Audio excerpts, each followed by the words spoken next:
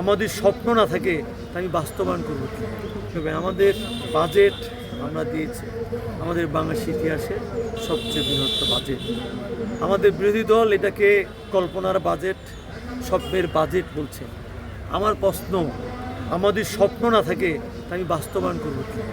কাজে বিএনপিতে এই যে স্বপ্নের বাজেট দিয়েছেন যারা বলছেন, আজকে শুধু বলতে চাই, দেখেন প্রতিবার যখন বাজেট হয় আপনি একটিবার বলতে পারবেন না যে বাজেট হওয়ার পরেই দেখে হয় চালের দাম, না হয় তেলের দাম, না হয় চিনির দাম, লবণের দাম, কোনো আমাদের নিত্য প্রয়োজনীয় জিনিসপত্রের দাম বেড়ে গেছে। এইবার কি বেড়েছে?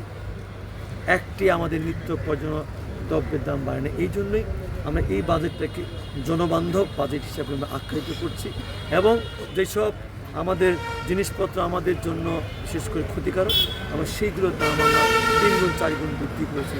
আমাদের তামাক আছে, বিড়ি আছে, সিগারেট আছে।